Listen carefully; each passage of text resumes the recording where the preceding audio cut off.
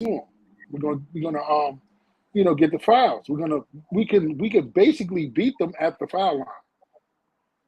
But Right. if you shooting long range and 3-pointers from the top of the key, you're like 6'9" or 6'8", 6'10". You look crazy after a while. And the guy that's guarding you is shorter than you. Muscle game. Right. And I look at that as, like I said, and then you look at Jokic. You look at Jokic. I mean, Jokic is not the fastest player and stuff like that. He's not the fastest player, but man, I mean, the way he moves and things like that, he just moves. You know what I'm saying? He moves. He get everybody else involved and things like that. You know. So it's just like, I mean, the thing with like I said, with Jokic is like he's just a different. He's a killer, man. He's a killer out there. So I got to give it to him. Like I said, he gets everybody involved. He gets his teammates involved. He don't look for his basket. He's not selfish. You know what I'm saying? He gets. You know what I'm saying? He looks for everybody to get their stuff, and then he'll get his. You know what I'm saying? He will get his. So, and that's another thing how Denver is like winning that series. You know what I'm saying? Because like I said, they are moving the ball, people scoring. You know what I'm saying?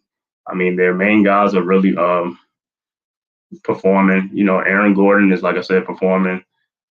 Of course, everybody knows Jamal Murray, bucket getter. He's a bucket getter. You know what I'm saying? So he's gonna get his. Jokic gonna get his. Aaron Gordon is like that third option. He's like that third option, and he's really stepping up at that third option for him.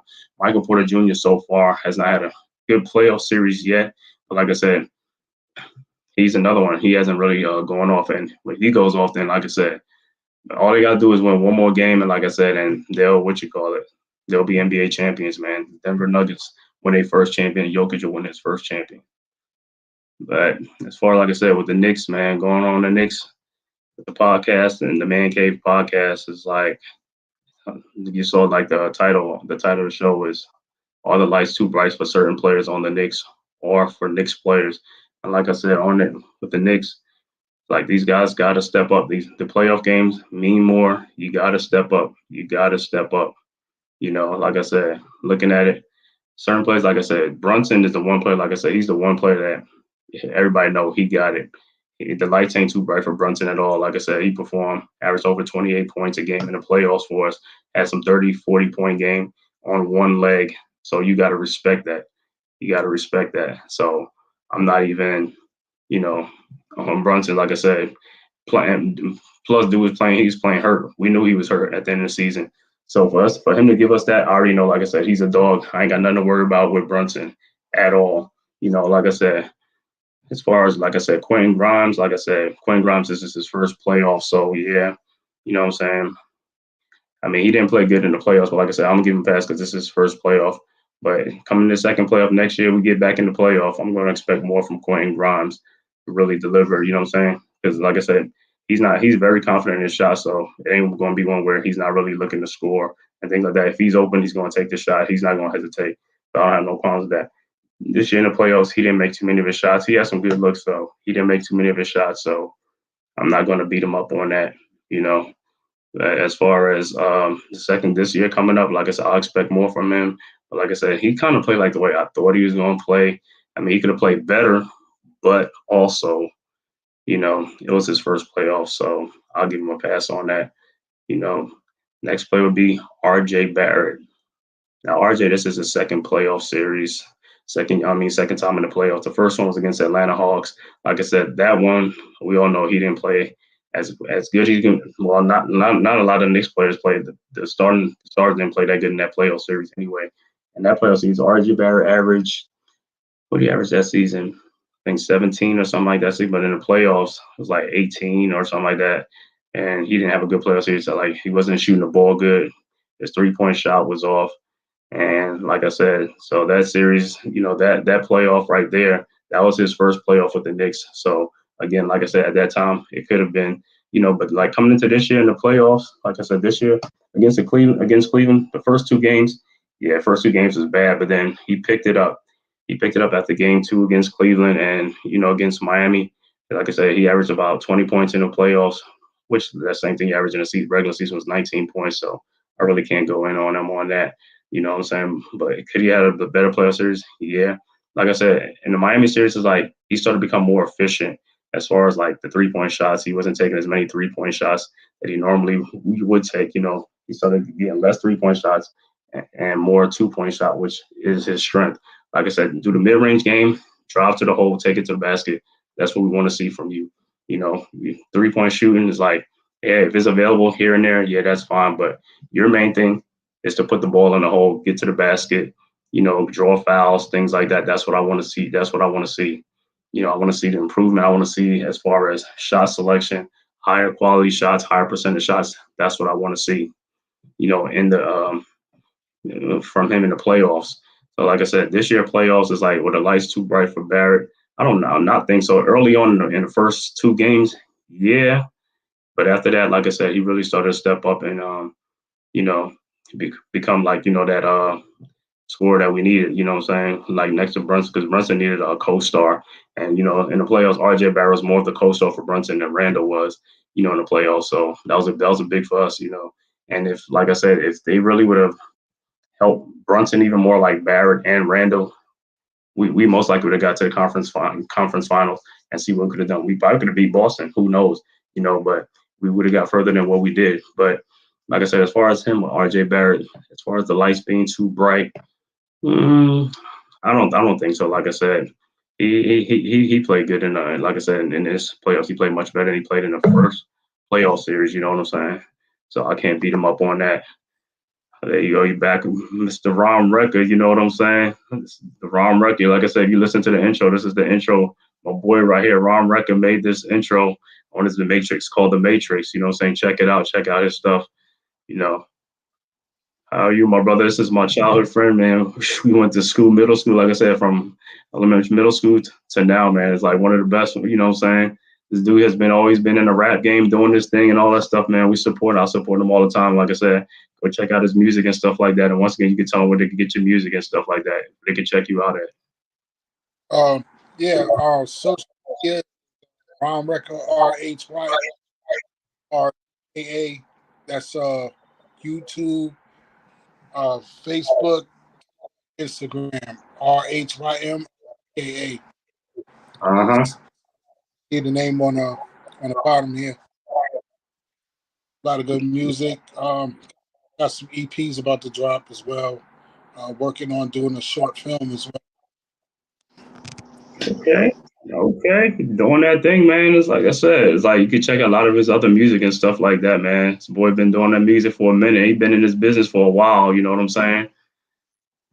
But I know, like I say, and he's also an avid Knicks fan, you know what I'm saying? So, he gave you his insights. I'm a rebellious Knicks fan.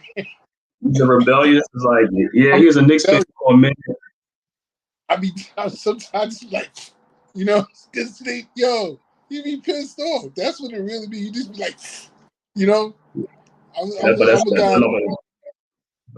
that's the life of a like, I'm out here. You might not see me for a month or two. But that's the life of a Knicks fan. That's the life of a Knicks fan, man. You being a Knicks fan, you're gonna be frustrated, man. You know what I'm saying? We don't have so many frustrations over the years. You know what I'm saying? I will say, you've been telling us we rebuilding. He said, I've been saying that forever. I'm like, yo, man, we rebuilding, man. We rebuilding. It's like, hey, man. No, you've been saying that we rebuilding. And I be like, oh. Yeah, he been giving me he said we've been rebuilding for the last like 20 some years, you know what I'm saying? Ever since like that 99 team, you know what I'm saying? Ever since that 99 team. You got to remember, we go back to Channel 9, WOR. WOR, yes, we do. WOR TV. So it's like, it's a lot of frustrations. Salute, man. Salute, bro. This is G Money on here. G Money, what's going on, man? What's cracking second? What's going on? What's cracking second? I had to support my man as God. Please smash and crush those stuff for my man as God, please. The Man-Cave, man, he's have a cave of facts and the cave of truth, though. He always brings the truth, man. Salute as God. Salute Arch. Rom Record. Ryan Mecca. Salute Ryan Mecca. How's everyone doing? Everyone's doing good, man. Everyone's doing good, bro. It's like, how you doing? You good? Yeah, I'm doing good. Doing good in the hood. Just enjoying my Saturday night. Oh, okay, yeah. Everybody knows this is G Money right here, man. This is the young encyclopedia, you know what I'm saying, for all the Knicks broadcasts and all that stuff, podcasts. He be on some podcasts and stuff like that. Young bro, but like I said, he got a lot of facts, you know what I'm saying? A lot of things about the Knicks, you know what I'm saying? He's an avid Knicks fan, you know what I'm saying? Mm-hmm. So what was it, like you said, you seen the title under there, you know, the heading and stuff like that. What do you feel like? Is the lights too bright for the Knicks players or just for certain players? For certain players, for certain. Okay. I feel the lights could be a little bit bright for guys like Emmanuel Quigley, Julius Randle sometimes. Um, the lights was too bright for Mitch Robinson in the second round. He was great in the first round. Jalen Brunson, the lights are not bright for Jalen Brunson. Jalen Brunson's a dog in the playoffs. The lights were not bright for RJ Barrett for most of the playoffs. He did play bad in Game 6, but I thought the lights weren't too bright for RJ Barrett in this year's playoffs compared to the Hawks, compared to the playoffs against the Hawks in 2021. So that's the thing right there. And I thought Josh Hart was okay. Josh Hart was inconsistent against the Heat, but I thought the lights were not bright with Josh Hart against the Cavs. It was against the Heat, but you get the whole point. Yeah, right. And as far as what about like Toppin and you know what I'm saying, and the other guys like Grimes and you know. I thought the lights were kind of too bright for Grimes a little bit, though. He had his moments. Grimes had his moments. But I thought Grimes was a little bit too scared under the shadow a little bit in these playoffs.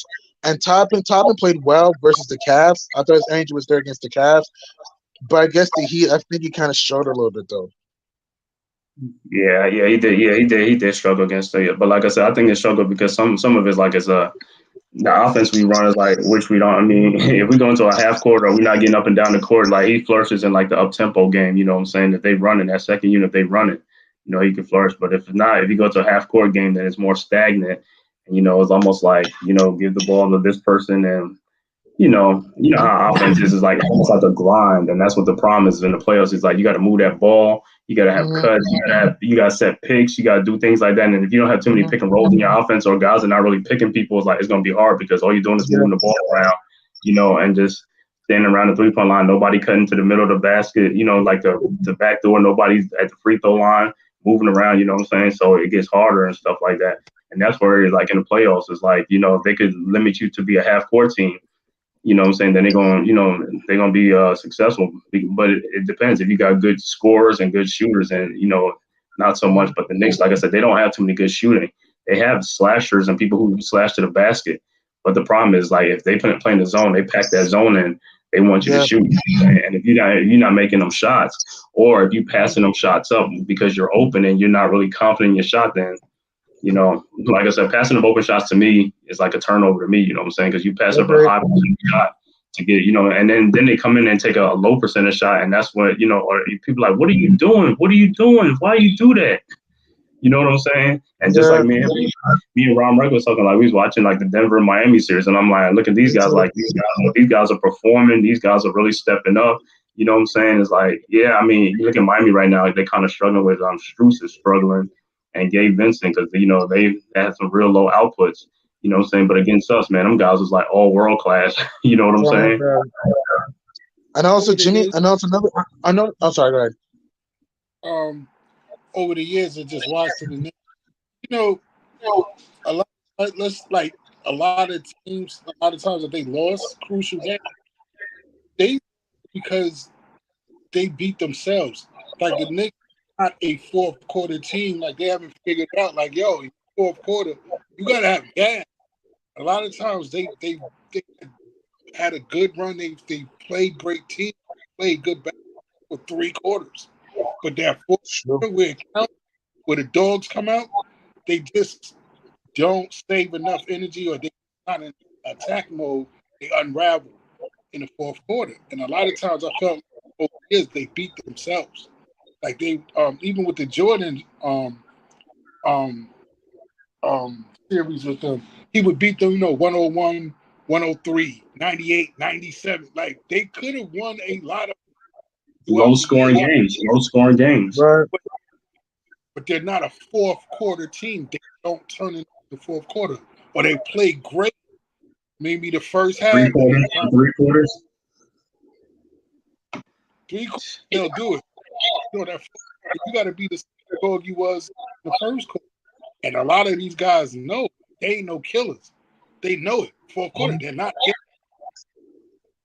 Or one guy help when one guy's a killer and he's not Kobe level or Jordan level where he was, quiet and then bust out that 50 on what was it, the Kings? They was bust out 50 just to make sure, like y'all gonna die. You know what I'm saying? I don't play hitting, I don't care who's not hitting, bust out 50. Are you talking about the Jazz? Yeah.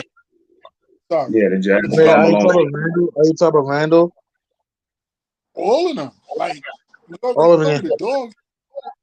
You already find a guy that Brunson, the guy that you didn't want to give all that money to, showed and proved he got the heart and he a dog.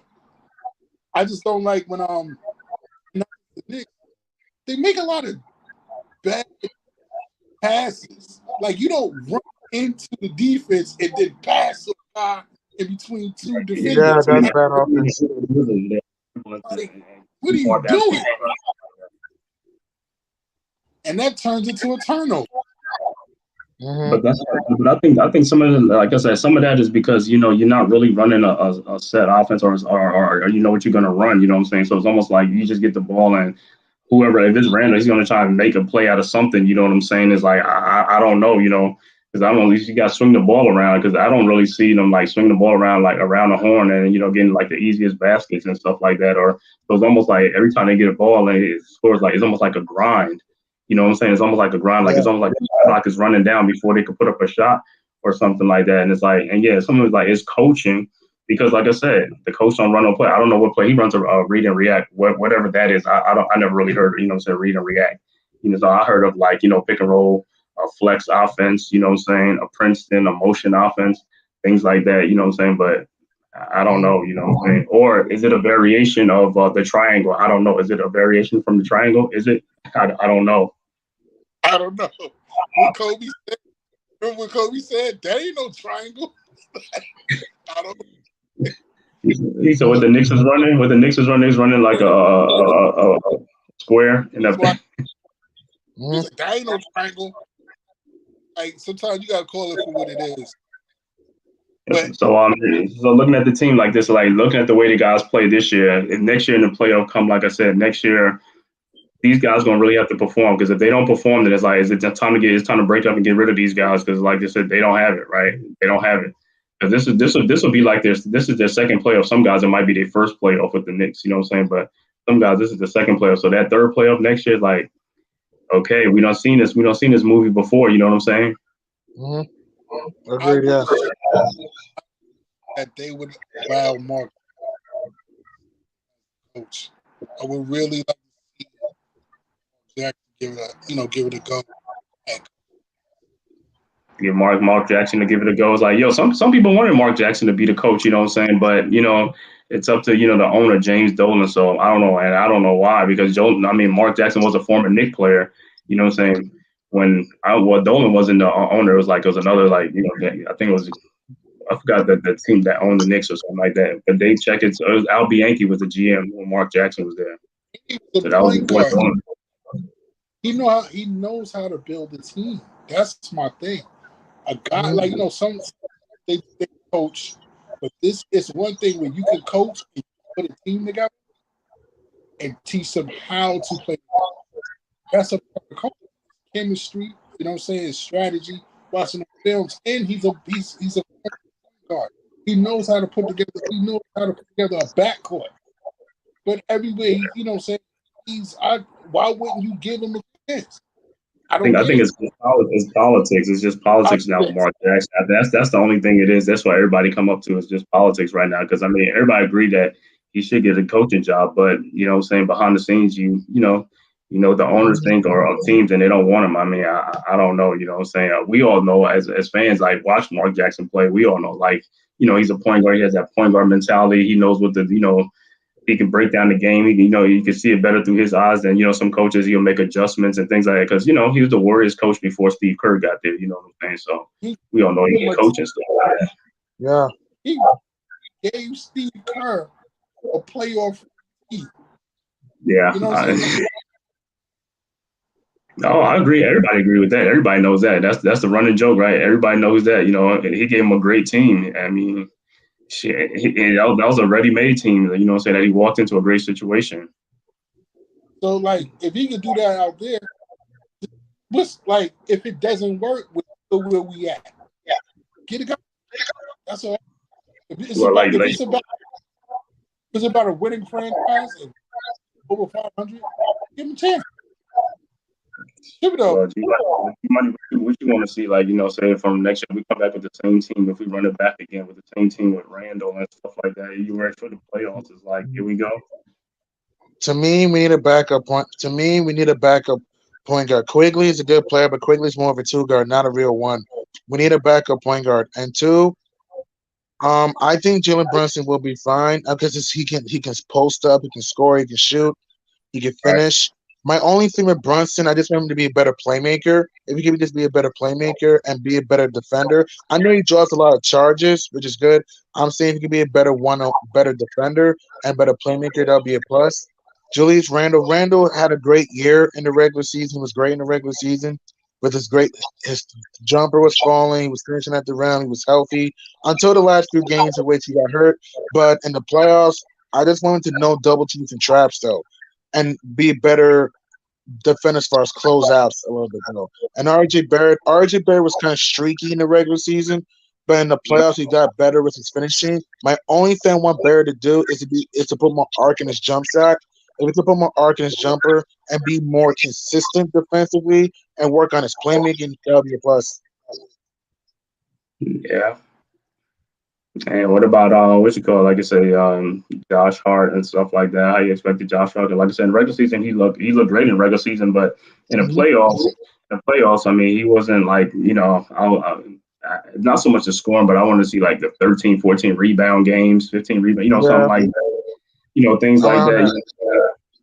So I don't know what happened in the playoffs, but it's like, man, these guys got to really play like the way they play in the regular season. Or they got to step it up. You know what I'm saying? Because if you're going to go into a shell or not be the same player that you were in the regular season, it's like, and we don't care about that because, the playoffs mean more to me than the regular season. Regular season is like I said, that's child's play.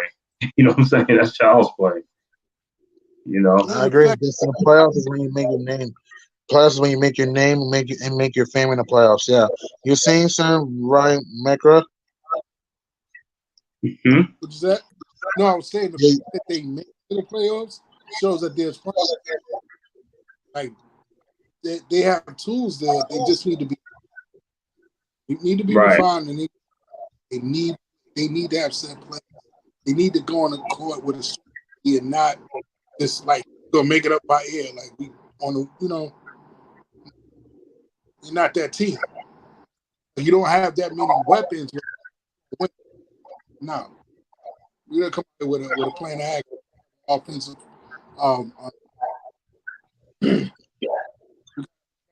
Offensive weapons and strategy.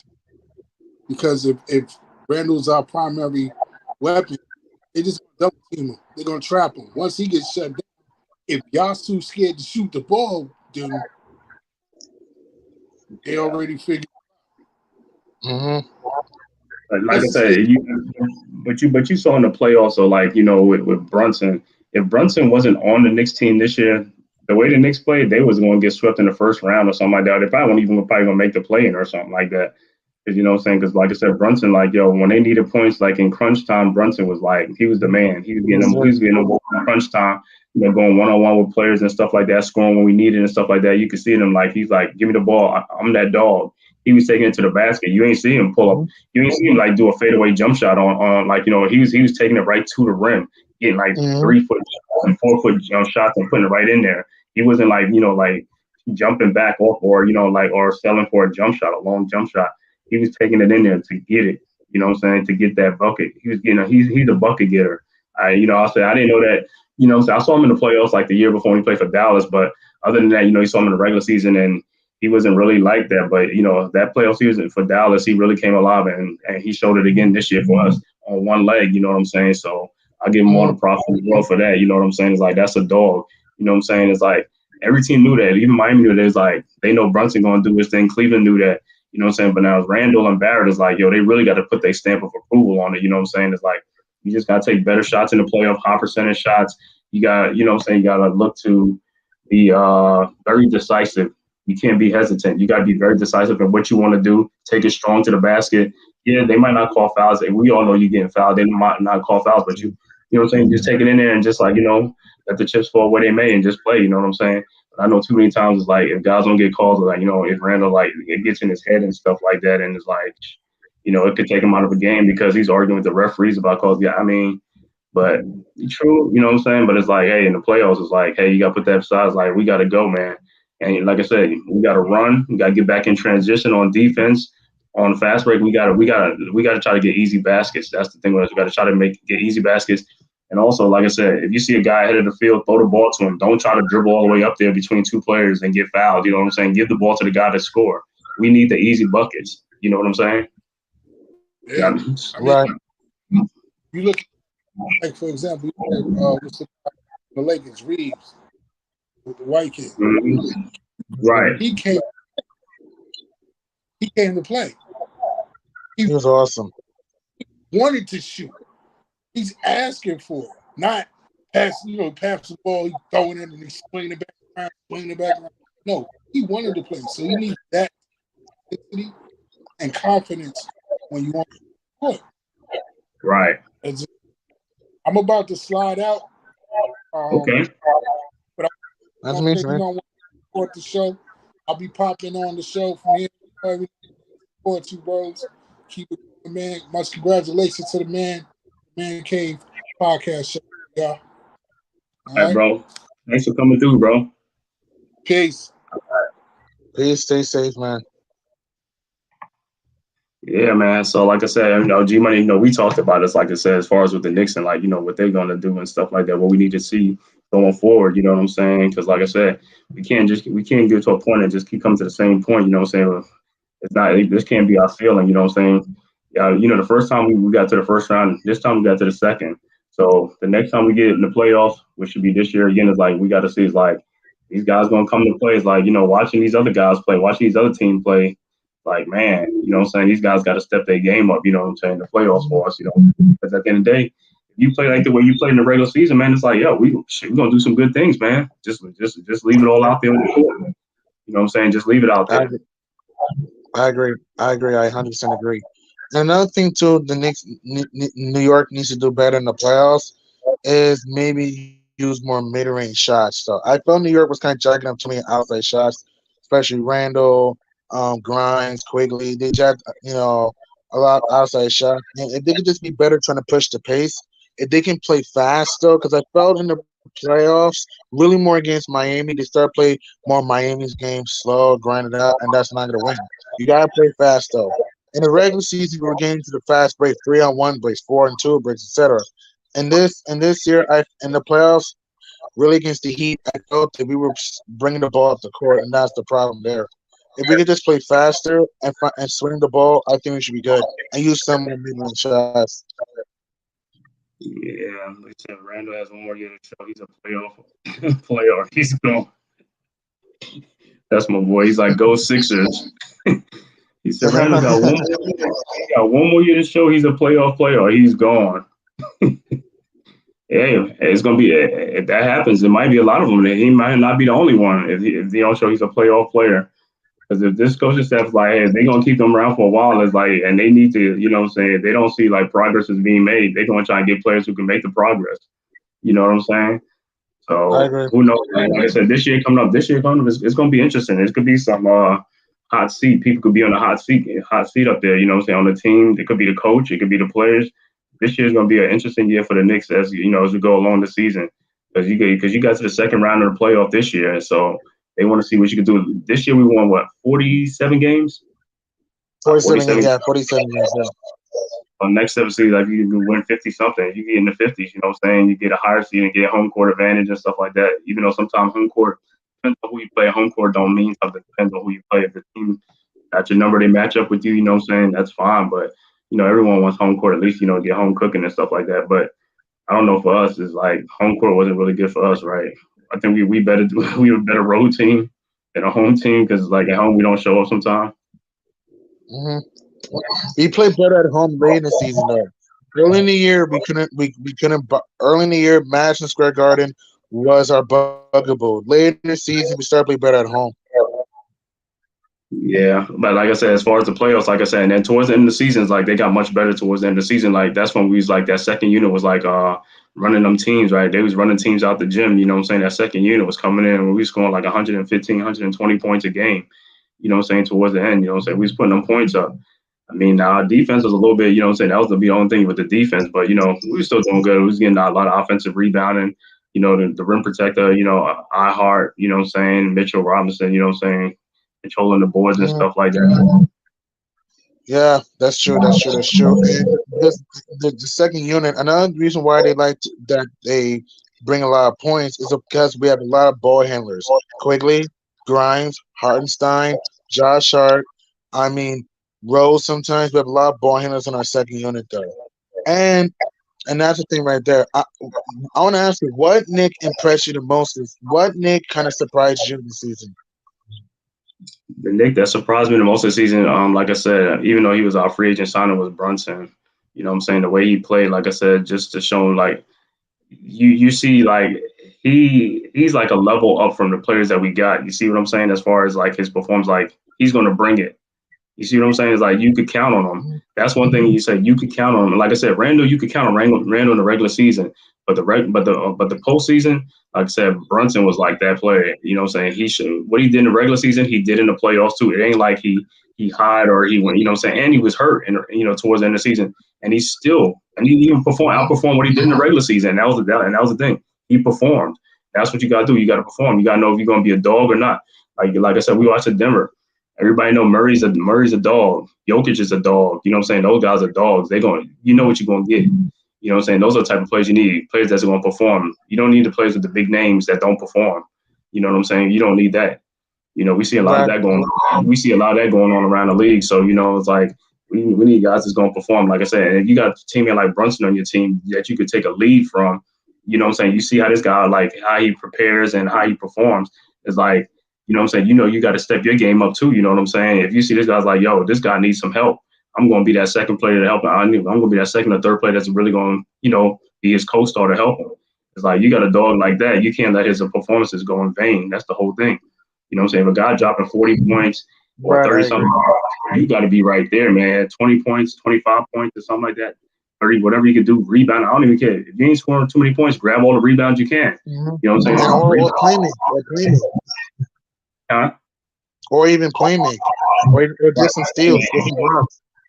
Right. Things like that, you know what I'm saying? Because all that helps, man. All that counts, man. You know what I'm saying? It's just like, but like I said, man, if the season ended, it's like, yeah, you know what I'm saying? I ain't like the way it ended too much because, like I said, I felt we could have did more, you know, so we could have played better, you know what I'm saying? That's the only thing. And now, had we played our best and we lost, I'd be like, okay, you know, I know we got to come back. We know we got to come back and be much better. And, you know what I'm saying? But when you lose like that, you'd be like, man, what if this person would have performed better? What if this would have happened? You know what I'm saying? You'd be like, what if? You know what I'm saying? That's the thing. He's like, man, you know what I'm saying? So it's like, you know, so somehow this season leaves, even though it was a success, it still leaves like a taste in my mouth. Like, man, we could have done much better if we, you know, certain players would have did this, or certain players is like, you know, they just didn't play like the way they played in the regular season. They was just off. You know what I'm saying? They was just like off.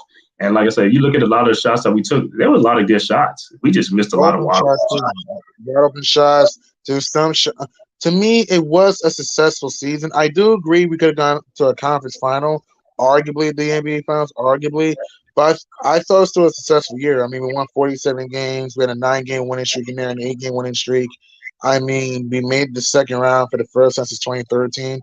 We did have a successful season. I do agree with you that we could have gone deeper in the playoffs because it's like with the Heat not having Hero and Oladipo, when we had a better bench, arguably better starting five, and we go out with that, not even winning one road game in Miami, but the Nuggets did it twice, then the Celtics did it twice. That is kind of tough, though. That is kind of tough. Yeah, and then looking at the Celtics, it's like the way they played, and you know what I'm saying, it's like, man, if we'd have made it past Miami, how we would have looked against Boston. We match up with Boston, you know what I'm saying? So that's all like, you know, what if, you know what I'm saying? But there it goes again. It's like, that's why you got to perform. You got to leave it all out there on the court. You know what I'm saying? You can't just go out there and lollygag or just like think like, you know, you go into the postseason and be like, oh, this is going to be like the regular season. Nah, the regular season is a different story. You know what I'm saying? In the postseason, you got to pick your game up. You got to be much faster. You got to run. You got to hustle. You got to do things. You got to box out. Grab them rebounds because every rebound counts. And because when you give a team second chance points, that's what happens. That's how you get killed. That's how you get in foul trouble. And, you know, you're giving up easy baskets like that, you know, and you can't afford that, especially if you don't have that, you know, you don't have that much, to play with anyway. You don't have that much rope to play with. You know what I'm saying? I 100% agree with you, though, because every rebound, every pass, every cut, every bucket, play without fouling, play intelligently. Don't listen to the hoopla of the media and just play your game. That's how you win in the playoffs. And sometimes, even if you win dirty, that's what it counts. Sometimes it doesn't need to be the prettiest; it just needs to be the smartest, though. And to win in the playoffs, you just got to read the room and know your opponent. Though you got to study your opponent. You gotta, you can't try to overhelp on certain players, and you just gotta just outcoach. I want to ask you one question. What do you thought about Tom Thibodeau this season? I thought he had a very good regular season and a great first round series against Cleveland, but I thought he struggled coaching the second round. What do you think? Yeah, just like what you just said, he struggled coaching. That should never come out of our mouths. You know what I'm saying? It's like he's a veteran coach. That should never come out like a struggling as a coach. You know what I'm saying? You don't been around the block. You don't seen everything. You know what I'm saying? But yeah, Tom Thibodeau during the regular season, like I said, yeah, he had a good regular season. But I think some of it was because they kind of tied his hands behind his back. You know, they took away Taj Gibson. They probably told him like, don't be playing Derrick Rose and Fournier. You know what I'm saying? Play the young guys. We want to play the young guys more. So that's why, you know what I'm saying? So that's why he had a good regular season. But then in the playoffs, like I said, in the playoffs, though, some of them, like I said, Derrick Rose could have helped us possibly in the playoffs because he has a good track record in the playoffs. You know what I'm saying? And he was healthy this year because he didn't really play that much, so he was healthy. Yeah, he only played 2 games since the calendar year 2023. He only played what 2 games? In the second half of 2 games. One game against the Pelicans in January, and then that was during that. That was during that. I think it was the 9-game winning streak, and then another game. Sorry, it was an 8-game winning streak. My fault. And then another game. Game 3 against the Cavs. That was the only games Rose played in 2023, the year 2023. Right, that's what I'm saying. So it's like, I mean, and just so like when I talked to you before, it's just like he could probably play Rose in there in the Heat series and throw the Heat off because the Heat wasn't expecting that because they didn't see Derrick Rose all season. I mean, all season long. Had he thrown him in there, they wouldn't know what to do with Derrick Rose. Because I mean, I'm sure Derrick Rose would have seen that zone defense. He probably tried to penetrate or get in there because you know what I'm saying. Probably. It's like he's seen that stuff before. You know probably, what I'm saying. And like I said, man, it's like. Sometimes the coaching thing is just like, you know, it's like it leaves a lot to be desired, you know what I'm saying? Because like I said, as a veteran coach, a guy who got over 20 years of coaching experience is like, you shouldn't get out coached. Those words should never come out of nobody's, like no fan's mouth. Like my coach got out coached. You know what I'm saying? Like I said, if he's like a inexperienced coach or, you know, coach for not many years, that's fine. But you got 20 some years. It's like, man, you done been through it all. He was assistant coach on Team USA basketball. You know what I'm saying? And so, I mean, there's no way, man. It's like, to me, it tells me like it's almost like the game kind of like it's almost like passed you by. You know what I'm saying? It's like you're a veteran coach, but it's like you don't want to really come out your shell. You know what I'm saying? And adjust. And you know, the only time you make adjustments is like I guess if you're forced to or they force you to. But other than that, you know what I'm saying? He didn't make no adjustments, man. So, and teams know that it's like he's not gonna make no adjustments. You know what I'm saying? He's gonna keep the same tradition. My thing with Tibbs is this, right? Tibbs in the regular season, really around December on, I thought he was more flexible using certain players. But like you said, in the series against the Heat, I just felt the whole ISO ball, hero ball thing. I know it's a player's thing too, but it's also the coach. I don't know what he was running against the Heat though. And look, I know people don't like Fournier. I know Fournier is inconsistent. I agree to that. At the same time, Fournier could have been a little bit useful. He's a guy that can play make still. I felt Tibbs could throw 22 to throw the Heat off too. For another guy that can shoot, can play make. Again, he's inconsistent. Yes, he's not a great defender. I'm saying that he's a guy that can at least be decent though. So again, I'm not saying Tibbs did a bad job this year. He did a great job in the regular season and did a great job in the first round against the Cavs. But against the Heat, when you see that Brunson's doing everything he could, but he's getting fatigue and all of that. You got to mix and match. And my thing with Tibbs sometimes, He doesn't mix and match sometimes, and that's why he's only 31-41 in the playoffs as a coach. Yeah, and that's what I'm saying. That's not good. You know what I'm saying? And like I said, most of those he could have got more wins if he would have just like made adjustments and things like that. You know what I'm saying? Because a lot of those and a lot of his teams in the play, the reason why his teams losing the play is like they're their offense is vanilla. You know what I'm saying? They're not hard to, you know what I'm saying? They're very easy to stop. And that's why they go stagnant in the playoffs because they're not running nothing really too much. You know what I'm saying? And I know somebody be like, well, a lot of teams don't run too many plays. It's like, yeah, they don't run too many plays, but they always got something, you know what I'm saying? They also, you see them moving around doing something like that, but they got plays to run. You know what I'm saying? If things bog down, they got a place to go to. But when things bog down for us, it's just like give the ball to this person and you know, sometimes they're gonna run the shot clock down and take a bad shot. That's all I see. You know, say sometimes I don't see like them calling the play. You know what I'm saying? Like if Brunson bring the ball down, I don't see him calling the play. Well, what plays you see him calling? Because I haven't seen none really, so I don't know. You know what I'm saying? But I would think that you know in the postseason that Tips would come up with something like, you know what, these guys we're gonna throw them for a loop because they haven't seen me call these plays or we haven't run these plays yet. You know what I'm saying? To throw teams off because teams, you know, they already know what the Knicks gonna do. So they just like, yo, this is how we gonna play. We gonna do this. And then, you know, it's a copycat league. So they see like the Knicks can't really do nothing against the zone. That's what they're going to do. They're going to play zone against the Knicks at some point to slow them down because in the man-to-man, Knicks was killing the Heat. And that's when the Heat went to that man-to-man. They went to that man-to-man real early. I mean, that on zone defense. They went to that zone defense. And kept us away from the paint. Huh? And kept us away from the paint. The Heat do a lot of 1-2-2 zone, 3-2-1-1, 2-2-1 zone, 3-2 zone. The Heat do a whole lot of that though, and that's what frustrated the Knicks though. New York couldn't deal with that because Miami also did a good job clogging that paint though, and forced inconsistent non-shooters to shoot. And that's why Miami advanced and we did not. And zone also caused them to turn the ball over too. I mean, I know New York is not a high turn zones though, and that's why we went home. Though. And I know we talk about the Knicks here, but before we get back to the Knicks, what do you think about these NBA finals with the Heat and the Nuggets though? I was wrong. I thought the Heat would knock off the Nuggets due to experience, playmaking, etc. But the Nuggets have shown that they're the hungrier team, they're the better team, and what do you think happens in the series? I think Nuggets close it out Game 5 at home. You? Yeah, I mean, yes, that's what I thought it is. They was gonna win in 5 or 6, but yeah, they're gonna close it out, man. And that's why I told you, it's like this last game was gonna be a fight. You know what I'm saying? Because the Heat didn't want to go down 3-1. You know, because they go down 3-1, you can all but chalk it up. The series is over. You know what I'm saying? It's like because I told you, it's like Denver. I was like Denver's gonna play it. They was gonna try to get that game to make it. You know what I'm saying? To really put the pressure on and put the Heat in desperation mode. And that's what the Heat is in. They in desperation mode now. You know what I'm saying? But the thing about it is now they got to go to Denver. It'd be different if it was in Miami, but Denver done already beat them 2 times in Miami now. So, I mean, he one time over there, but Denver just showed us like we can't even get built and beat you both games. And both games they won wasn't even. Yeah, and both games wasn't even in both games wasn't even like the Denver one. They won by like what 10 points, 15 points. They won by 15 in Game 3, 13 last night. And think about this too. Aaron Gordon was the X factor. Aaron Gordon, it was an Aaron avalanche. His jumper, cut into the basket, the off-ball movement. He was great. Also, Bruce Brown, man, what could Brown do for you? It was some Brown bullying last night. I mean, the floater, the jump step, the free ball, the catch and shit, the hard-nosed defense. He was amazing.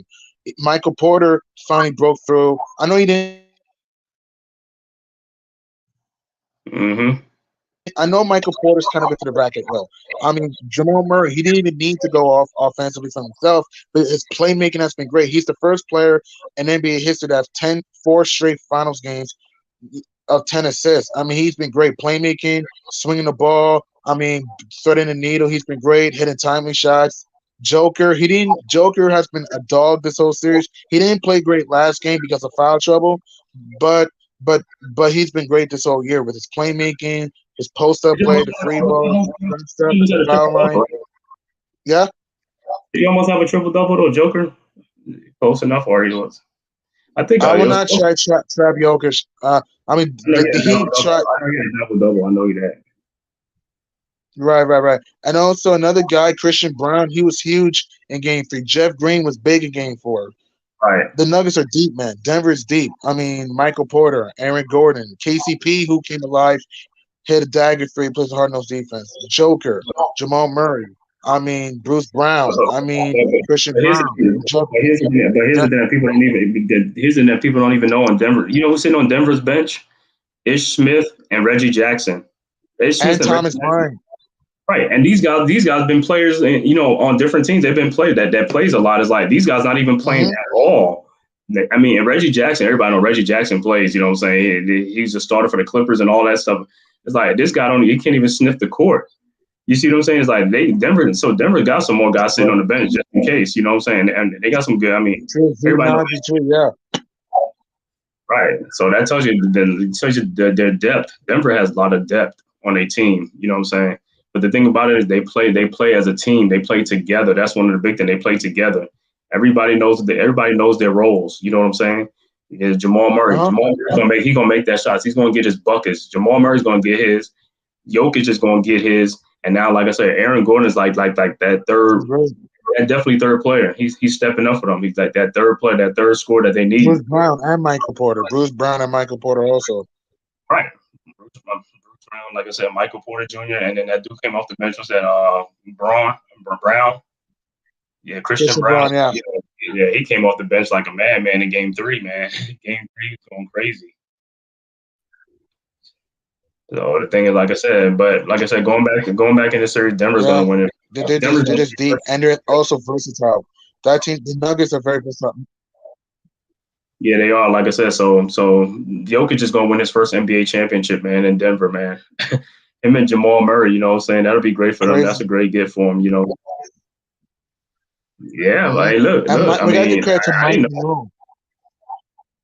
Mike Malone, the coach, like I said, I mean, did you see Denver winning the championship this year? I mean, beginning of the season, you ain't gonna say Denver, but you ain't say Denver, but it's like the way they played towards the end of the season and in the playoffs is like, yo, Jokic, like I said, a lot of people who haven't seen Jokic play for a center and stuff like that, they probably like, I didn't know this guy could play like this. You know what I'm saying? They were so surprised as a guy. Now the Nuggets are being showcased more. Now you know now.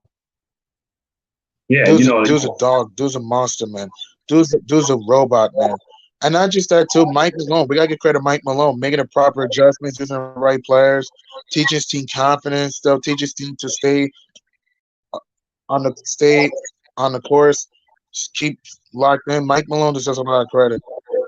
Oh yeah, man, Mike Malone. I gotta give Mike Malone credit. Like I said, and the thing I like about Mike Malone is he calls his team out. He calls them. He's like, "Yo, you guys play like trash. You guys didn't play with no energy." He don't just sit there and like sugarcoat things. He says what he got to say to them in the media. He says, and guess what? And it gets their attention. That's what you got to do. You got to get your attention. You got to, I mean, he's doing it in love, and he's not doing it like he's trying to just like, destroy a player, but he's doing it like he's just doing what he's supposed to do as a coach, you know what I'm saying? Like get into these guys, you know what I'm saying? Like, challenge them. That's what you got to do. Challenge these guys. And like I said, you're watching Denver. You got to challenge without criticizing. Huh? In my opinion, you got to challenge without criticizing. Challenge by giving feedback, not criticism. That's what I would do. Right. Yeah. So watching that, do you think Tom Thibodeau does that as a coach, or he hold players accountable? You know what I'm saying? I don't think that. Well, he did hold RJ accountable sometimes. He does hold RJ accountable, but other than only really RJ Barrett though. Tibbs needs to. My thing with Tibbs is that he needs to hold other players, not just RJ.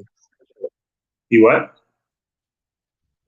What you say? My thing with Tibbs is that he holds RJ Barrett accountable, but what about the other guys? Because remember there's what 15 on the roster now. There's 15. He holds the young guys accountable, but he don't hold like Julius and these other guys accountable. You know what I'm saying? And that's why I guess saying that's why some of the players on the team.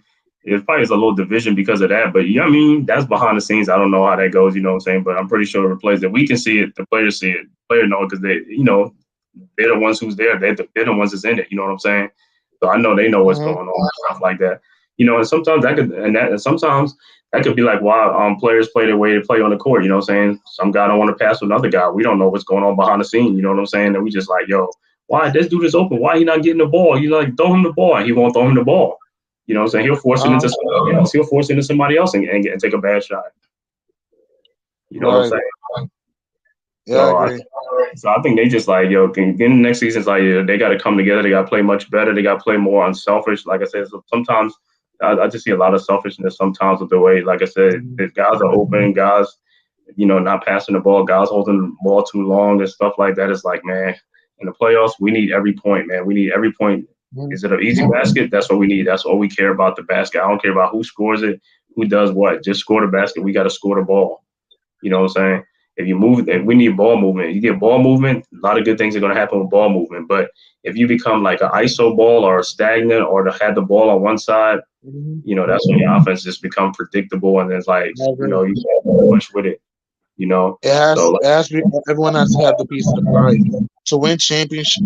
I mean, to go far in the playoffs and win championships, ball movement, player movement, cutting to the rack. I mean, IQ, no pun intended.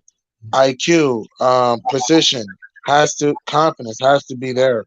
The players got to read the clock, use the clock as your friend, and that's how you win championships. It can't just be all one. Everyone needs to get involved. Find the hot hand. You play up to your strengths. And then also like too is like the substitution patterns and stuff like that is like, I mean, just like I seen the game. I mean, in the playoffs, like what was that the game? The Knicks was up by 17. Was that the first game? And he still had Brunson in there playing like the whole. I think he played the whole game. I was like, yo, take the guy out for a breather, man. We got a 17-point lead. Take him out. Are you talking against the Cavs? Are you talking against the Cavs in game 1 or in the regular season? No, I'm talking about in a postseason. I think it was the Miami. It was the Miami. It had to be the Miami one. I think it was the first game of the series in the Miami series, where the Knicks had that big lead. They had the lead. We were up by 12. We were up by 12 that game. Yeah, we were up by 12 that game. So yeah, that game. It was either that game or the second, because the second game was we up in the second game. Or I was one game we was up, and I was like, yo, take Brunson out. It was like the third quarter. It's like take him out. Get a breather for the fourth quarter. I think it was game 5. I think you talk about game 5. We were up by 19 in game 5. I went to that game, mind you. I think we were up by 19 in game 5. And then Brunson played man, the dude had a lot of stamina. He played the whole game. That was a game. Like I said, you could have took him out the game for a breather, so that way he could be fresh for the fourth quarter. And he didn't do that. He played him the whole third quarter, the whole fourth quarter. I'm like, this dude, you already know the dude is injured already. You know what I'm saying? Give the dude a little break. But he didn't do that. And then guess what happened? Miami came back, right? They came back. They made it close. We won the game, but we won the game, but we made it close to the end. Yeah. Right, that was the game. It's just like sometimes, like I said, that's what sometimes with him, that's his substitution thing. Like he's like selfish like that. Is like, because that's how we lose a lot of games too. When you play like Brunson, Randall, and RJ, you play them the whole third quarter and the whole fourth quarter. They're gonna be gassed. Not the right mindset. That's the wrong thing to do. Because they're gonna get gassed by the fourth quarter. Then they're gonna be gassed and towards the end of the fourth quarter, and they ain't gonna be making shots. And you see what the other teams do? They take their best players out, give them a breather, and put them in that fourth quarter. They be like, hey, you got enough breather? Come on in and do your thing. Whereas the Knicks, their players are gassed because their coach haven't took them out. They have a lead, and he still ain't taking them out. You know what I'm saying? So it's just sometimes it's just substitute is like you got to know when to take guys out, give them a breather so they can be fresh, because the fourth quarter is the most important quarter. I agree. And that's how we lost some games, like I said, towards the end of the season. Like, I know guys are like, man, how these guys are coming back on us? It's like, yeah, because these guys are gas, man. You know what I'm saying? It's like, where the other team, they got guys coming in fresh. You know what I'm saying? And and just taking it to us, man. I agree. Flexibility and adaptability is key. You gotta be flexible and adaptable. If your tips, he was doing that in the regular season, but in the playoffs, really more against the Heat, he overplayed Brunson, Randall, RJ. Not to make an excuse for guys, I'm not, because the players got to get it done on the court. And Tibbs, the players got to get it done on the court. But Tibbs could have tried using other certain things, some other maneuvers. Even use more Deuce McBride. I think McBride could have gone some burn too. Not like he could have gone more minutes too. I'm not saying a whole bunch. I'm saying that McBride can help with defense. He's a junkyard dog on D, can hit the three sometimes. I felt McBride could have been in more moments, Yeah, because I thought when IQ athletic, right, Because I thought when IQ went down, I thought that could open up some more minutes for like either, like I said, McBride or even Rose off the bench just to see, you know what I'm saying, just to see what he can do or something like that. That's what I thought. But when IQ went down, they just went to what is it, Grimes, Hart, and that was about it. You know what I'm saying, like Josh Hart. You know, and that was some. Hart had some good. He had some good moments in the play, but he also had some questions. I was like, especially with the ball handling, like he didn't know what to do with the ball or something like that at some point. And then also like the shooting, like he'll be wide open for a shot, and they'll give him the ball, and he won't take the shot. He'll pass it up. I'm like, bro, you gotta be ready to shoot that ball. We need that. You know, either you're gonna make it or you're not gonna make it. That's all I care about. Just shoot the ball. Just shoot it. If you miss, you miss. Right. I mean, like I said, that's better. If you miss, you miss. You make, you make. It's like, it's like fail. It's like school. Even if you obviously you want to pass every class, but if you fail, but you give your best effort, it happens sometimes. You know. Yep. You know what I'm saying? Like I said, man. Yeah, like I said, in the playoffs, like I said, we'll see what they gonna do. Like I said. But as far as like I said, with Rose, yeah, Rose don't win the MVP and stuff like that. It's like everybody know he gonna perform. It's like, hey man, put him in. What we got to lose? It ain't like he was hurt. He was hurt, and we just play him in the playoffs. The dude was healthy. You know what I'm saying? This is the first time he was probably healthy, more healthy in the season. He's like, yo, play him for a little bit. I mean, I want to try him out a little bit. Right, because you know Rose getting in there, Rose getting in. He going to the basket. Rose, he penetrating. That's what he does. He penetrates. You know, he's like you can't really stay in front of that dude too long. You know what I'm saying? And he got that killer instinct. You know what I'm saying? Especially if he smell like a weak defender on him. You know what I'm saying? But yeah, those are all things. Those are all things we're gonna be left with. What if? Right? We're gonna be left with what if? What if this would have happened? What if that would have happened? You know what I'm saying? But that's why you can't. For playoffs, you can't leave with that on the court. You gotta leave it all out there in the court. You gotta coach as a coach. You gotta do your best coaching ability and also your best options. You know what I'm saying? And you gotta make adjustments. That's the mark of a great coach. You gotta make adjustments. If you see what they're doing, change it up to throw them off. But if you keep doing the same thing, they know you're not going to change it up. They're going to do the same thing. They don't have to change their game plan, and that's it. And that's how you know what I'm saying. You're gonna be. They're gonna get the best of you, you know what I'm saying? That's what coaches get paid to do. They get paid to coach X's and O's and also make adjustments. That's true. Though. And your record shows it. You know what I'm saying? The regular season is different. Like I said, the postseason, everybody go by the postseason. You know what I'm saying? They want to see what you do as a coach in the postseason. But if you keep flaming out in the first round, the second round, everybody know that's all you good for. You know what I'm saying? You're just gonna flame out. But like I said, going into and I'm tired of people giving tips. Go ahead. Right. I'm sorry. I was about to say that I'm tired of people giving tips. Oh, these excuses. Oh, he had to injure Derrick Rose. Oh, this and that and this. I'm not listening to that. All right. Oh, Mitch was out. I'm not listening to that. Everyone's hurt. Look at Miami. They don't have Tyler Hero, who's a key player for them, and Victor Oladipo, and they're in the NBA Finals. Look at the Bucks in 2021. People forget about this. Giannis was hurt because remember he hurt his leg in Game 4 against the Hawks. He didn't play the last 2 games. Yeah, and the Bucks still beat the Hawks. Injury, we can't look. Tibbs is a great coach. In my opinion, a great coach in the regular season and can win you a round or two. But sometimes his offensive adjustments can be a little bit wrong, a little bit off, though. I mean, you had with the Timberwolves, you had Wiggins, Towns, Butler, Crawford, Jones, Muhammad, Jane, Gibson, Bielisa. You had all this talent. You get destroyed in 5 to the Rockets, led by Harden, Chris Paul, and Capella. In 2015, you have a 2-1 lead. You have Pau Gasol. You had Doug McDermott. You had Mike Dunleavy, Derrick Rose, Joakim Noah. I mean, Jimmy Butler. I mean, you had Nikola Mirotic. You had a 2-1 lead on the Cleveland Cavs without Kevin Love because he got hurt against the Celtics, and Kyrie had a knee tendonitis. And remember, J.R. Smith didn't play the first 2 games because of suspension, and you still lose the series in 6. You lose to Matt, and LeBron didn't have a great series. LeBron's an all-time great, but at the same time, in that series I'm talking about, he didn't play great in that series. You lose to Matt Dellavedova in Game 6. Come on. I mean, at home, Washington had no playoff experience other than Nene and Gortat and Andre Miller, but John Wall and Bradley Beal had been to the playoffs. Trevor Reeves was on that team too. Right. Had it been to the playoffs. You lose in 5 games to the Wizards. In fact, you had double-digit lead in games 1 and 2 at home. In fact, you didn't even win a home game in that series. You lose in 5. Come on.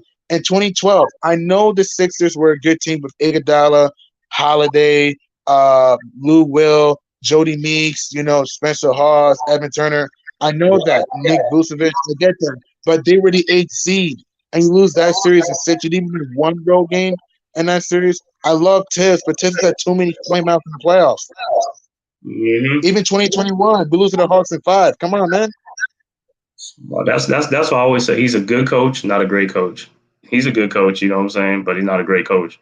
A great coach, like I said, those are the ones who make adjustments. Those are the ones who do things. Yeah, you could blame the players too. Players do have to have some type of responsibility too, but the coaches too, because like I said, the coach is the one is like he gives the orders of what they want them to do, how they want them to run an offense and stuff like that. If you don't have one of those type of things, and you know what I'm saying, it's one thing, but it's also adjustments. Okay, you could be rolling, you could be hot. You know what I'm saying? As a coach, everything's working good in the first half. Then the second half, they come out at halftime and the other team make adjustments and you don't. It's like, come on. You know what I'm saying? It's like they made adjustments. It's like you got to see what they're doing. You got to anticipate that. You know what I'm saying? Like I know this is what they're gonna do. So when this happens, this is what we're gonna do. Or after the first 5 minutes of the second half, call a timeout, change up what you got to do. You know what I'm saying? But you can't come back with the same thing. You know what I'm saying? Because that shows like you don't know how to make adjustments. You don't know what to do. You know what I'm saying? And this Achilles heel the last 3, 4. Every time they play Miami, it's been his own defense, right? Miami has thrown his own defense on the Knicks the last 3, 4 years. Yeah, around that consistently. Yeah, consistently. And another thing too that I want to add into is we just need to use more mid-range shots though. Jacking up, the only guys who use mid-range shot consistently was Brunson. And really, Brunson, RJ. I know RJ's shown some flashes, but Barrett's more of a slasher. Randall hits mid-range, yes, but Randall shoots a lot of threes though. We just need to mix and match though. But another guy that I think might break out next year for the Knicks, don't sleep on Quentin Grimes. I think Grimes might break out next year. He can play make, he can rebound, he can finish, he can shoot the 3. My only thing with Grimes is that Grimes can be streaky sometimes, but Grimes, I think, Optimus Grimes is gonna ball out next year, in my opinion. Mm-hmm. Yeah, I mean, listen, I won't be surprised either because, like I said, I mean, it's another year of experience under his belt. You know what I'm saying? He done got to the playoffs now. He's seen the intensity at the playoff level, you know what I'm saying? So, now he knows the difference between the playoff level intensity and the regular season intensity, which, they're two different type of intensity. So now you see it. So now, like I say, he'll be better prepared for it. You know what I'm saying? He knows what it takes now. So that's what that's what you hope, you know what I'm saying? And what he got to work on in the off season, you know what I'm saying? Work on his ball handling, his playmaking, things like that. You know what I'm saying? And because I mean, like I said, I know he can shoot. You know what I'm saying? Of course, he's gonna work on the shooting. You know what I'm saying? That's the thing with him is like he don't be scared to pull the trigger. So I mean, it's all good. You know what I'm saying? I know he's gonna shoot the ball. You know what I'm saying? But like I said, with his like I said, and I could see that. Like I said, I could see that. I mean, his defense is already there. You know what I'm saying? Only thing I do, like I said, is just the ball handling and also like decision making, play making, and stuff like that. And don't be hesitant with the ball. You know what I'm saying? And yeah, I could see that. So I agree with you on that. I could see that with him. So how do you feel about Josh Hart coming back, and like if they're gonna sign him, like how much, I'm gonna keep Josh Hart. I think that's a good move. Josh Hart turn around this franchise. I mean, we were 17-8 with Josh Hart. With him, he's a good playmaker, can finish, can post up, can hit the 3. I like Josh Hart though. He's a great defender.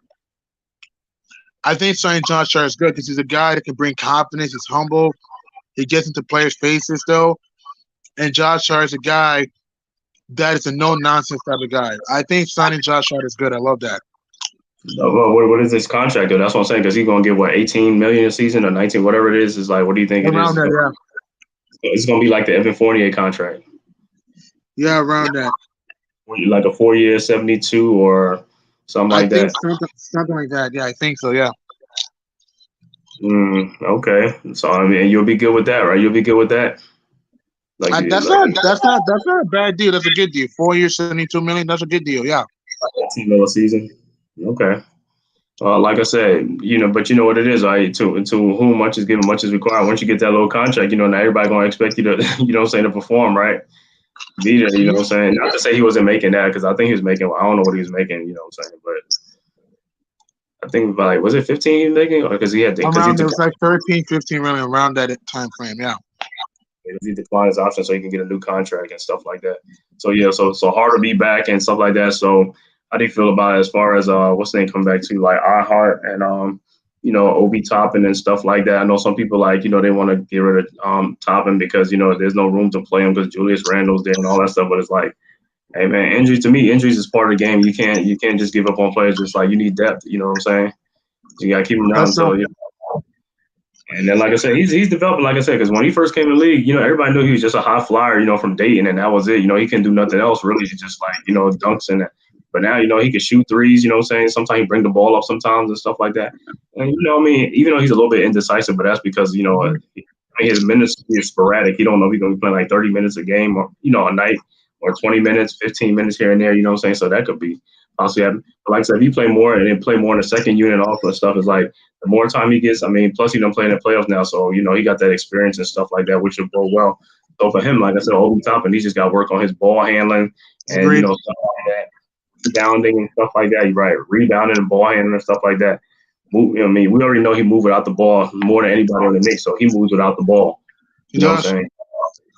Well, that's a good thing. You ain't got to pick up on that. You ain't got to pick up on that, but it's just rebounding, right? He just got to get in there, get more rebound. You know what I'm saying? And also defense too, so if you could like block some shots. You're a high flyer, so I know you can get up there and block some shots. You know what I'm saying? Yeah, I agree.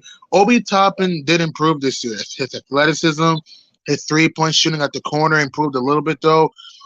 And he is an underrated finisher. Obi can finish at the rim too. Not just dunking, but he could finish at the rim when he wants to though. My only thing with Obi needs to work on is his defense, obviously, his playmaking, his rebounding. And if you can get a mid-range in there, get some mid-range shots in there, or a post-up shot in the pinch post, he'll be fine. But Obi's a good young player, though. He will get better, though. And if you're Obi, just have confidence. Don't listen to the criticism. Just get better. Don't be scared to fail, and just go out there. That's my advice for Obi. I think like some of these players, like I said, I'll be watching these other players like train with other players on other teams, and I think that's good for the Knicks players if they train with like, Giannis, Kawhi, but these dudes probably don't have to be accessible like that, but they go to those open gyms, work out. You see the things, the open gyms with some players and stuff like that. It's good to go work out other guys other than people on your team and the staff on your team. You know what I'm saying? Working out with like Jimmy Butler, things like that. Jamal Murray, all these guys, because I know that at some point in the season they get up with each other, go work out sometimes like that. And like Arizona, what I'm saying, Chicago, sometimes they just get up together and just go work out. That's what they're gonna do. But like I said, I think I could see that happen. And then like I said, you saw that with Quickly this year, because Quickly, his first year was like more of a spot up shooter and things like that. But this year, he was running the point. You know what I'm saying? Even though he's not, like you say, he's not really a point, but he's looking more confident. You know what I'm saying? Running the point. You know what I'm saying? Second unit, and that's what you want. You want to keep building that confidence, so that way he gets more used to it. And like I said, being in the playoffs now, like I said, there's no excuses for these guys anymore. Everybody done been to the playoffs, so we got that experience. It's like, hey, go out there, like I said, improve on what you got to improve on and show what you got. You know what I'm saying? I want to see you come back as a more confident player. You know what I'm saying? And you're right. The 3-point shot is not your game. Hey, you can shoot the 3-point shots, not as much, but it's like, hey, just get that mid-range and go to the basket and score that ball. Because the best scorers in the league don't just shoot 3-point shots. You know what I'm saying? Like Jokic, mix it up. Giannis, Butler, Kawhi. A lot of these guys, they don't rely on the 3-point shots to get their points. You know what I'm saying? They're going to get and ones or get easy buckets. Yeah, I agree. And if you can get to the free throw line at least about 8 times a game, 8 to 10 times, that's great. You can get to the free throw line. That adds to, getting to the free throw line. You know what I'm saying? So that way you get your points up there and get your stats up there. So, like I said, but in the playoffs, like I said, that's what we're looking for. We're looking for more consistency from these Knicks players. We want to see if these guys can step up, you know what I'm saying? And like I said, hey, being in New York is like, New York ain't for everyone, you know what I'm saying? It's like some guys like they shine under the spotlight and some of them fold, you know what I'm saying? But like I said, you play in New York, if you can play in the regular season, you play, so like, yeah, you got to be ready for the playoffs too, man. I want to see you step your game up in the playoffs, because that's what we're looking for. We care more about the playoffs, you know what I'm saying? The regular season is fun, but you're going to make your mark in the playoffs, you know what I'm saying? You're going to become part of the Knicks legend. You're going to be part of a Knicks legend if you make it in the playoffs, you know what I'm saying? It's like, if you can get us to a conference finals and to an NBA finals, you know what I'm saying? Now you're on the right track. You know what I'm saying? And like I said, the guys we got on this team, like I said, yeah, for some we got a young team, but still, I think some of it is coaching, some of it is scheme and stuff like that. Because like I said, they be like they have more like plays and set plays and run plays and stuff like that. Instead of like going ISO ball, you're gonna score more because if you run in plays, the other team is not gonna sit there because then they got to play the whole court. They got to play the whole. You know what I'm saying? They can't just sit there and just sit on one player or just double team one player. You know what I'm saying? Knowing where the ball's going. You got to swing that ball around, open shot, and be ready to shoot the ball. And what we did against Miami. Every time Miami passed the ball to open shooter, what happened? It was wide open, and they took it right. They took them shots and they nailed it. They nailed it because they was wide open. But us, we was taking shots. We had some good looks too. We had some wide open looks, but we just couldn't knock them down. And then sometimes when we did move the ball around and have people wide open, people were faking the shot. They wasn't taking it. You know what I'm saying? So you gotta be ready to shoot that ball, man. Gotta be ready to shoot the ball. I agree. We just gotta shoot the ball and stop being scared to miss. I feel certain guys are scared to miss shots. If you make it, great. If you don't, you don't. Like, just take the open shot, or like I said, the three's not falling. Just do the baseline cut, back cut, get to the hoop, get to the foul line. What the Heat did well was, man. Yeah, and then another thing that we wasn't really doing too good was rebounding. As far as like the perimeter guys, our perimeter guys was not rebounding the ball. There was a lot of rebounds that was coming out wide, and they wasn't getting the ball. I'm like, where are you guys at? You're not down in the paint getting a rebound. These guys, they was out of position. We lost some games because we got out rebounded from the perimeter area. The perimeter was causing us rebounds, and also the perimeter guys on defense, they was letting their man get like right around them. You know what I'm saying? They wasn't really stopping ball penetration. It's like, you know what I'm saying? It's like that's true. Yeah. That's true. I thought our rebounding was good in the regular season. It did get worse late in games. Sometimes our rebounding, but I thought our rebound was good in the regular season. But in the playoffs, really against the Heat, they killed us on the offensive glass, especially Bam, Strus, Lowry, Butler, Vincent. They were quick to the offensive glass. Martin. And that's the thing. Because remember, when you rebound the ball, you're creating more possessions for you to score. We rebound the ball though, so that's the thing. The Heat did a good job being quick to the ball, using their body to block out, and that's why they moved on. We did not. Yeah, because they got second chance opportunities. When you get second chance opportunities, what you gonna do? You're gonna either score or you're gonna get fouled. You're gonna get more fouls. You know what I'm saying? So you got to get them rebounds. Like I said, the guards, they got to help the big man out. The big man getting the rebounds near the basket, but the rebounds going out to the free throw line and the 3-point line, the guards got to be out there. You got to be in position to get those rebounds. You know what I'm saying? And you got to hustle to it. A lot of times I've seen some guys that was just standing there looking at the ball. Bro, go get the ball. We need the ball. You gotta get that ball, man. We need the ball, man. That's true. Gotta get that loose ball. Get that loose change.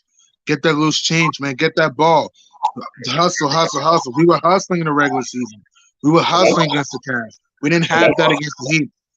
Right, that's what I seen, and that's just like I'm looking at the coaches like, yo, call a timeout and like tell these guys like, hey man, we got to get the ball. You yell at these guys. Tell them like, wake up. We got to get this. We need the rebound. You get rebound. That's a part of defense. If you get a rebound, that stops. It's like, yo, that's another opportunity that the other team can't score.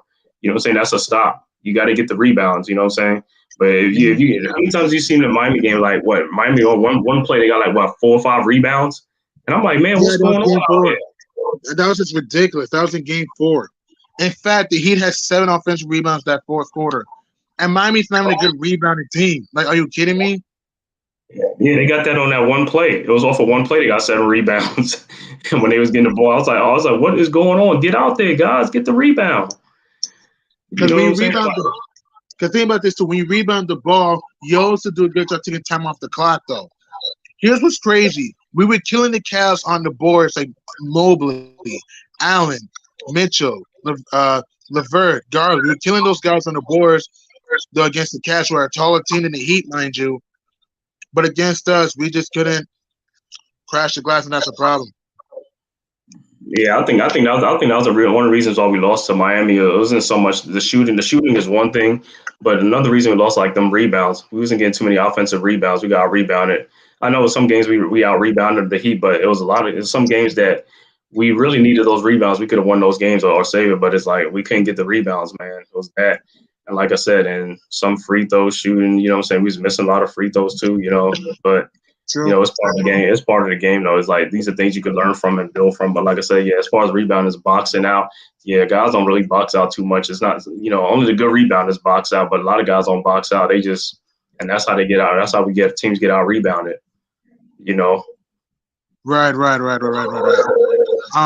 thing too, I gotta pick up my relatives right now. But with that, it was nice chatting with you, man. Please smash the likes for my man, the Man Cave as God. He brings the meat and potatoes of each story. Please subscribe to my show, The Last Laugh Podcast with me, Biggie, Prince, and Zach. The Last Laugh Podcast. Please subscribe to my show and please smash the likes for my man S God. It's free. It's easy. Please subscribe to my man, the S God, the Man-Cave. And with that, enjoy your rest of your Saturday nights and stay safe. All right. Hey man, I'm about to get out of here myself. All right, good seeing you, G Money. Thanks for coming through, bro. You too. Thank you. You have an amazing show. I had to come through. I had to. Hey man, no problem, bro. Like I said, you know, you're always more than welcome. You know what I'm saying? I know you'll be back on here again and stuff like that. So it's all good, man. But enjoy the rest of your night, bro. Thanks, man. Thank you. You too, man. You too. May the Lord bless and keep you safe and everyone. Thanks. Okay. All right. Thanks. Yeah, that was my man G Money just finishing up. But like, this was another episode of the Man Cave podcast. So you got my thoughts and things like that as far as, you know, if the light's too bright for the players and stuff like that. It was a good show, dope show and stuff like that. Thanks for everybody for coming through. Shout out the chat. Shout out G Money, Jermaine. You know what I'm saying? My boy LB the Teach who's coming through and stuff like that. Also thank Ron Record for coming through and sharing his thoughts and things like that. And this was the Man Cave podcast episode, another dope show. Thanks for checking in. And also, please, if this is your first time to my channel, please hit that like and subscribe button. And also hit that notification bell up on the top right-hand corner. So that way you'll be notified every time I come on, you know, to see my analysis and reaction to games and give my thoughts. All right. Thank you. And everybody have a good night. Thank you for enjoying the Man Cave podcast.